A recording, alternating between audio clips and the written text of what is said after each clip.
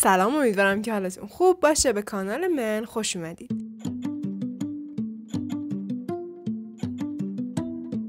من حدود یه 7-8 روزی بود ازم خبری نبود و توی این ویدیو اومدم بهتون بگم که چه اتفاقاتی افتاد توی این هفته و با ویدیوی جدید در خدمتتونم.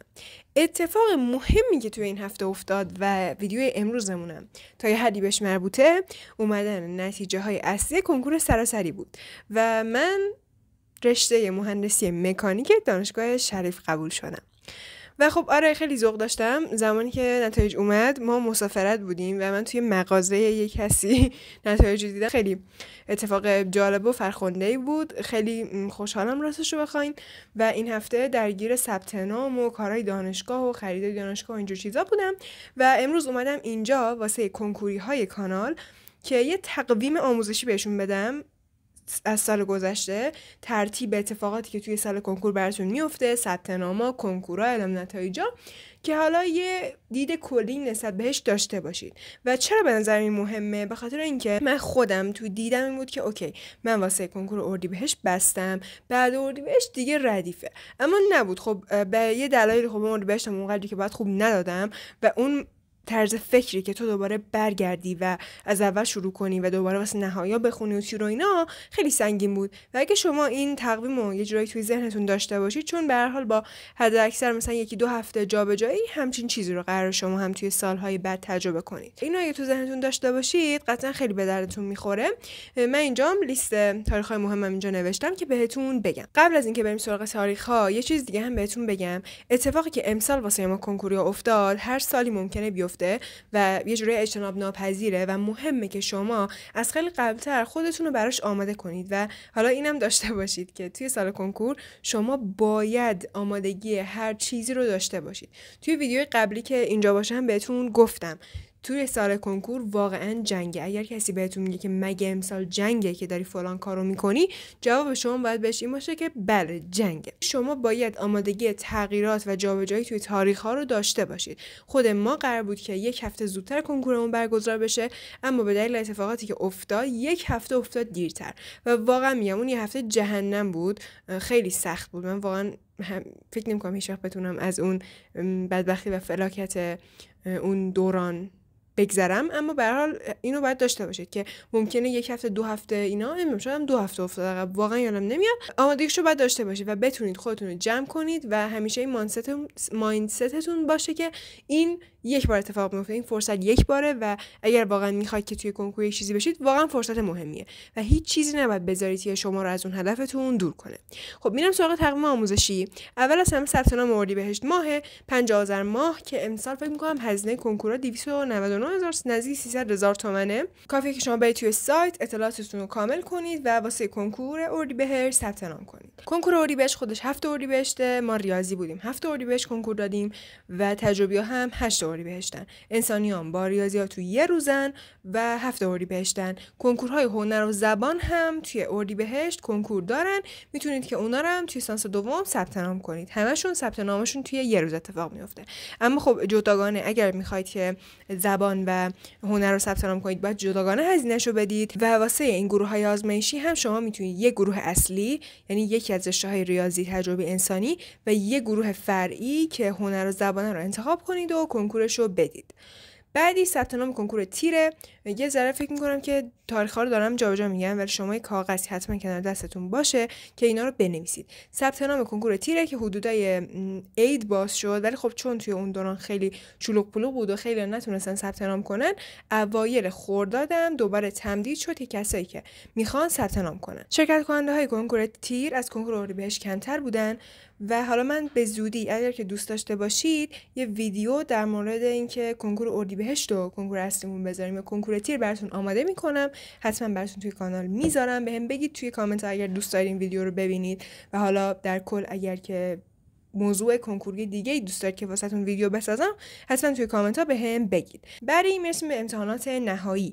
امتحانات نهایی طبق قراری که هر سال هست قرار بود از 1 خرداد شروع شه، اما به خاطر اینکه کارتای بچه‌ها، کارتای ورود به جلسه بچه‌ها هنوز نرسیده بود به دستشون، 6 خرداد شروع شد تا 31 خرداد طول کشید و ما حدوداً 21 روز تا کنکور تیر وقت داشتیم.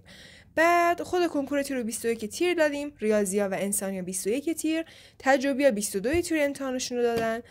و بعد حالا میرسیم سراغ اعلام نتایج ها که ما به اندازه موهای سرمون امسال اعلام نتایج داشتیم. اول از همه نتایج کنکور اردیبهشت اومد که تاریخش 17 خرداد بود، یعنی و دقیقاً وسطای امتحانات نهایی. من قشنگ یادمه، فکر میکنم که بعدش امتحان ادبیات داشتیم و خب خیلی میدونید یه جورایی بد بود، به خاطر اینکه خیلی ها مثلا اعصابشون خورد شد اگه میخواستن اونقدر خوب نداده باشن.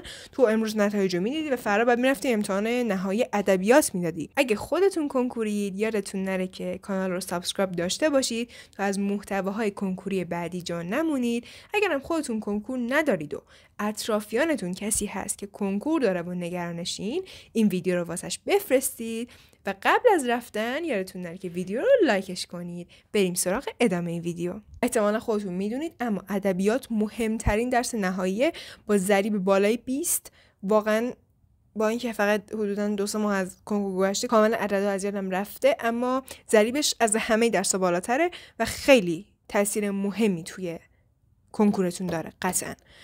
بعد از اون ما امتحانات نهایی رو تموم کردیم، کنکور تیر رو دادیم 21 تیر. بعد اعلام نمرات نهایی شد. اعلام نمرات نهایی افتاد 23 تیر و خیلی جالبه. واقعا امسال سال عجیب غریبی بود توی امتحان دادن و اعلام نتایج، به خاطر اینکه ما 21 تیر کنکور داشتیم، کنکور که قرار بود واقعا سرنوشتمون رو تعیین کنه و اینا اومدن گفتن که ما میخوایم 2-3 روز قبل از کنکور تیر نمرات نهایی رو به شما اعلام کنیم. این اوکیه، یکی که استراب میگیره میتونه که اون نمره ها رو قبل از کنکورش نگاه نکنه، بذاره بعد از کنکور نگاه کنه، تا اینجاش هیچ مشکلی نیست. اما برگشتن گفتن که شما فقط تا 20 تیر وقت دارید که به نمراتتون اعتراض بزنید، بعد از اون هیچ اعتراضی پذیرفته نیست.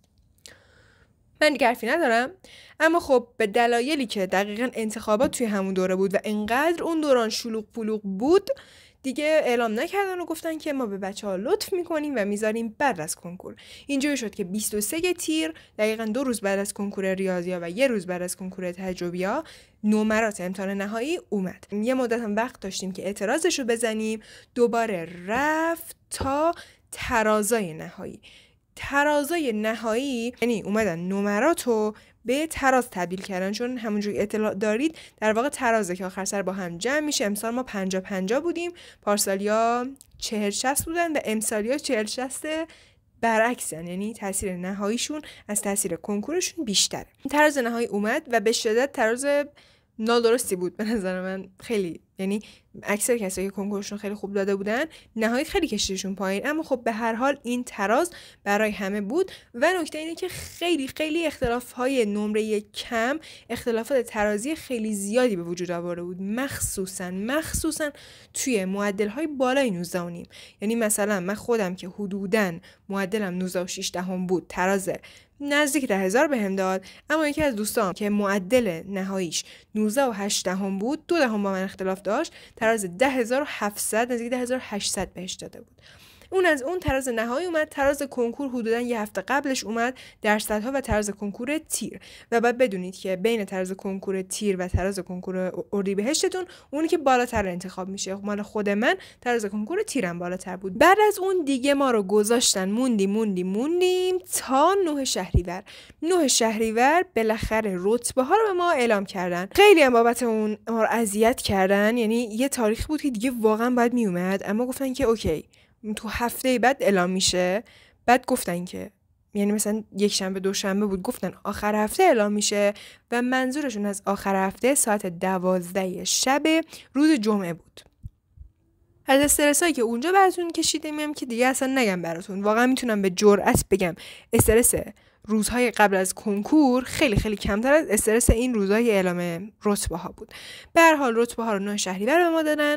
بعد از اون ما رفتیم سراغ انتخاب رشته. حدود 1-2 هفته تا شاید 5 و 6 مهرم انتخاب رشته بود. هی هم تمدید کردن واسه آزاد تمدید کردن، واسه انتخاب رشته‌های بدون کنکور با سوابق تحصیلی تمدید کردن. خلاصه انقدر تمدید کردن تا بالاخره روز 20 مهر ماه سال 1603 نتایج نهایی اومد. و حالا اینم که احتمالاً میدونید، اما خب من خودم نمیدونستم که دیگه کارنامه سبز نداریم. اگه براتون سواله که کارنامه سبز چیه، اینه که شما یه رشته که قبول میشدید، بعد یه کارنامه براتون میومد که مثلا شما انتخاب 4متون قبول شدید.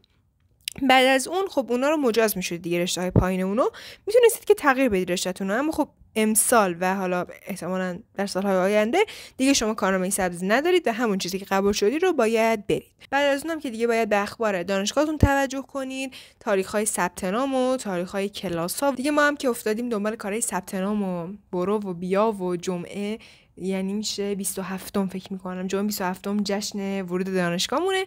از شنبه 28 مهرم کلاس دانشگاه شروع میشه. چیزی که توی این ویدیو برام مهم بود این بود که شما یه دید کلی نسبت به سال تحصیلی پیدا کنید و بدونید که تا حدودای مثلا شهریور واقعا شما درگیرید و اون آرامش ذهنی رو ندارید. انگار که تازه که رتبه ها رو اعلام کردن من تونستم این نفس راحت بکشم، بعدش قشنگ استراحت کنم، چون شما همچنان از زمانی کنکور رو میدید فکر میکنید که اوکی من کنکور دادم دیگه تموم عشق و حاله، اما اون استرابی که ناخودآگاه شما هست واقعا اذیت کننده است. تازه شما بعد از اعلام نتایج، بعد از اعلام رتبه ها و بعد از اعلام نتایج اصلی که شما یه نفس راحت میکشید و میتونید استراحت کنید، که البته همچین استراحت خاصی هم نمیتونید بکنید، چون که 20م به ما نتایج اعلام کردن و 28م باید بریم بشینیم سر اولین کلاس هام. به هر حال واسه همتون آرزوی موفقیت میکنم. امیدوارم که امسال خیلی سال خوبی براتون باشه. هر سالی که کنکور دارید بهترین اتفاقا براتون بیفته و واقعا به اون چیزی که دوست دارید برسید. مرسی که تا اینجای ویدیو با من همراه بودید. امیدوارم که این ویدیو واسهتون مفید بوده باشه و ازش استفاده کرده باشید.